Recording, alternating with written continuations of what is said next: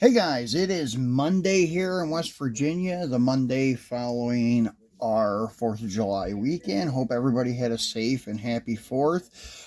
Today is our usual Monday program, Mopar Monday.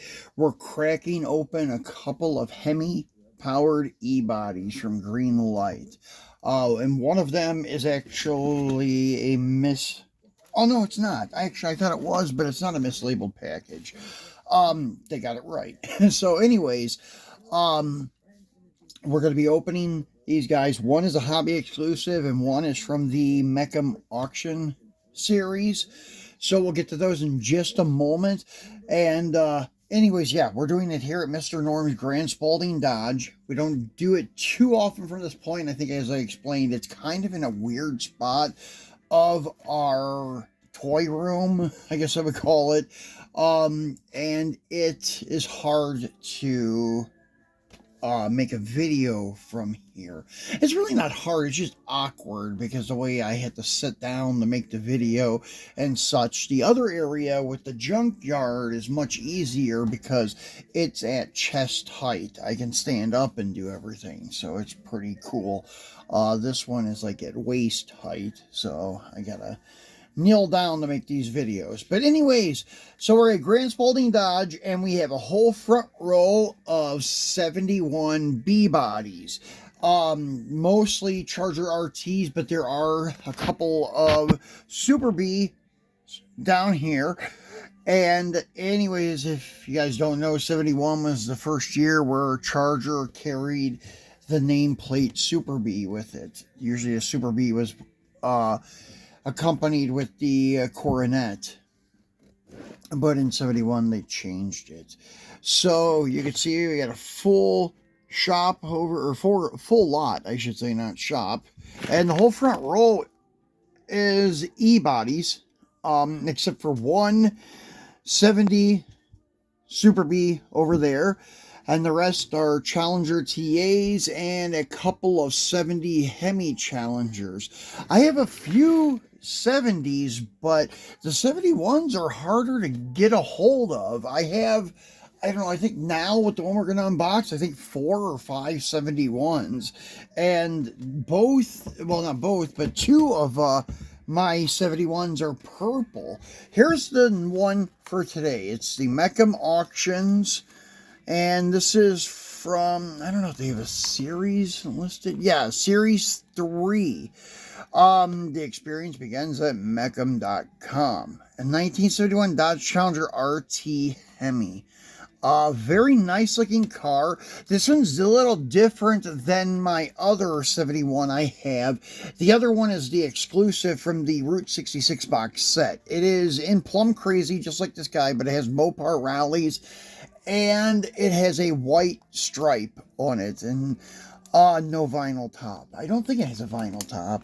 But anyways, yeah, so it's a little bit different, and I think it has a shaker hood. This one just has the regular hood. So, let's go ahead and flip this over and take a look at what the back says. So this is the write-up of it. This is what I like, is when they have little stories about the cars. 1971 Dodge Challenger RT Hemi.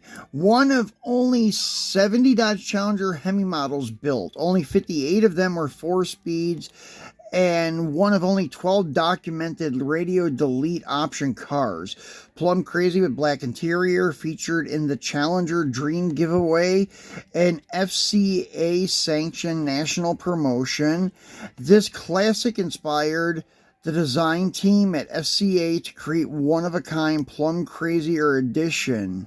Both cars were unveiled at a kickoff ceremony at FCA headquarters, Design Dome, and later in public at the Chrysler Nationals in Carlisle. Acquired from the Randy Lerner collection, former owner of the Cleveland Browns, believed to have 22,000 original miles. So it sold in Houston for 184,000.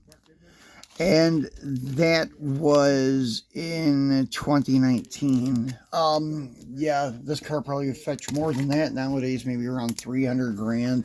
I would say somewhere between 2 and 300, which is crazy, but that's what they're bringing nowadays. So let's go ahead and get him out and take a look at him. And the 71s compared to the 70, actually I have a 70 that's almost identical to this one. And let me grab him and bring him over here so we can compare the two. So as you see, they look almost identical. Black vinyl top cars, both in Plum Crazy with steel rims and dog dish caps. And the 71 RTs had fender louvers, but these were add-ons. They're not actually louvers in the quarter panels. These were actually accessories. So I don't believe all RTs had to come with them. I think it was an option. Some RTs had them, some didn't. And they, one major thing about them is the grill. As you can see, the 70 has an open grill, and the 71 has a split grill. I wish this thing would quit. Yeah, that's another problem about over here is the focusing, because there's so much going on in the background. It wants to focus on something else. But anyways, the 70 is here with the open grill. 71 has the split grill. And then the tail lights are different.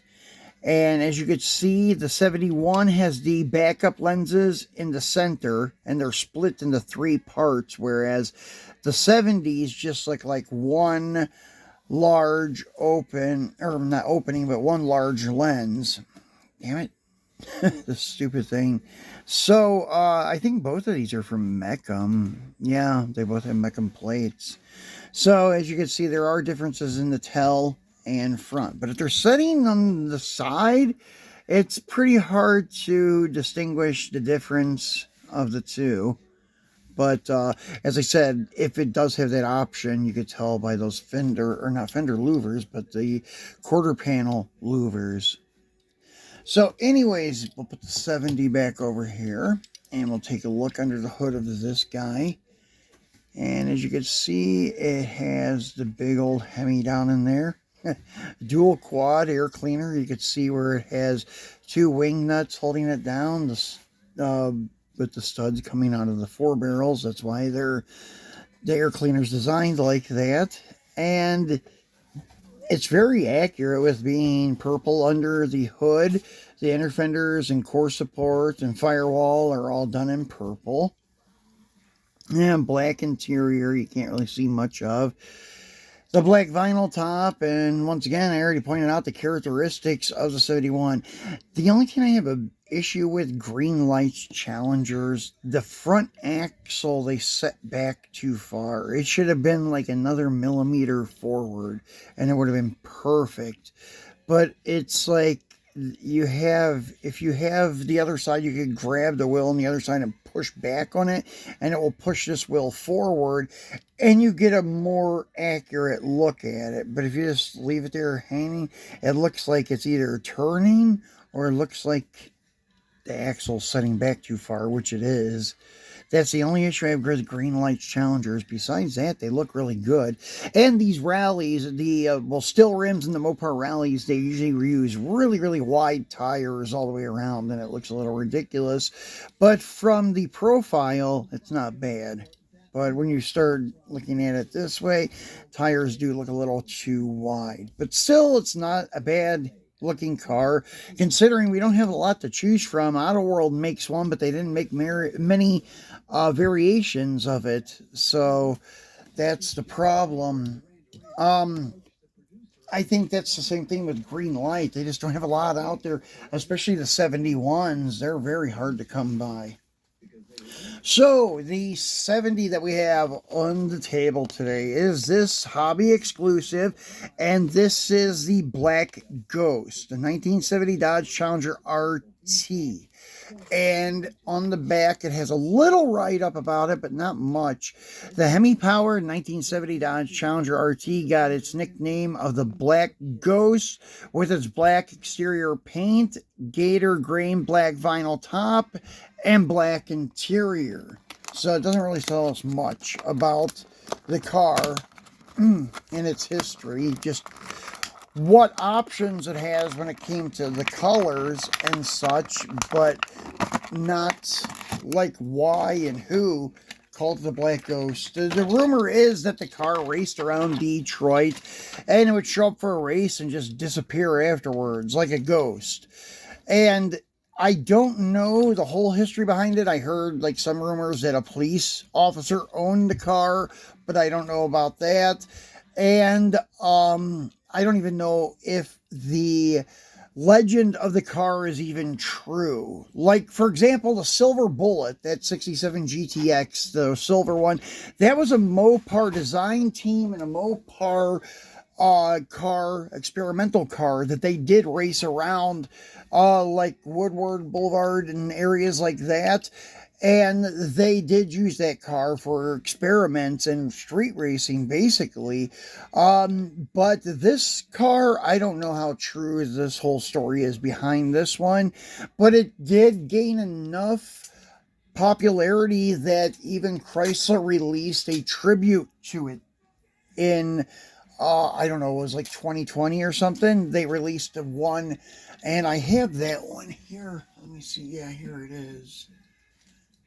And the Auto World one actually is cool because you could see it has that Gator Tampo. That was a wrap they put on the car. They didn't really put a vinyl top. This doesn't have nothing except for a flat black top. That's what Greenlight does for vinyl tops, which is okay, but this one had that specific grain that really was part of the car's characteristic, and this doesn't really show it. But one reason, too, is that the Greenlight's roof is plastic. They use this casting. Oh, actually, no, I don't think this one is. This is metal. I'm sorry, I'm thinking of their Cuda. Even though they do have a Challenger convertible, it's a different casting. They made the convertible much later than they made the hardtop, and they, at the time when they made the hardtop, they weren't planning on making a convertible. Now, the Cuda, they were planning on doing both at the same time, and that's why the Cuda had a plastic top. That's why some of their cars, even Auto World has some cars with plastic roofs, and that's the reason why they have convertible variations of that model. So anyways, back to this guy here. So it's not really the Gator green, but everything else is there, the black, and they even have the little sticker on the fender leg, and I guess that was an African Zulu tribe, like, I don't know, fighting tribe or something like that. I was seeing if this one had it. It doesn't. But I'm not sure why that's on there. I don't know the history behind that either. I don't know, like, if the owner was from Africa or something, or he just used that as, like, a thing for showing that the car is a warrior or something, a street warrior. I don't know the whole story. But popping the hood on this one, once again, has that oval air cleaner with the dual wing nuts for the dual 4 barrels, and it looks really cool. And as once again, it's a 70, so you can see it just has the one light on each side, one lens. It's not divided like the 71. And the grill, once again, just one big open grill. Yeah, that's another thing that's bad about trying to film from here, is the way it zooms in on other things. So let me put this guy back and then put our 71 up here. So that's it for today's Mopar Monday, guys. And we'll be back again by Friday with a Free It Friday. We're going to be doing some movie cars, either from Christine or the Dukes of Hazzards. I'm not sure, but we'll see what happens. In the Dukes of Hazzards, I know it would actually be the movie cars and not the TV series cars, except for some. Some would be like, I think the police cars could go either way, and the General Lee could go either way. But the Caddy that we're going to be doing is from the movie. So that will be probably on Friday, either that or some cars from Christine the movie. So be sure to turn on your notification bell so you know when we do launch a video, because something may pop up between now and Friday, and we may do a surprise video. But sometimes we'll do a Wagon Wednesday, but this week we have no wagons. So we're not doing a Wagon Wednesday this week. So thanks for watching, guys, and enjoy your week, and we will see you on Friday.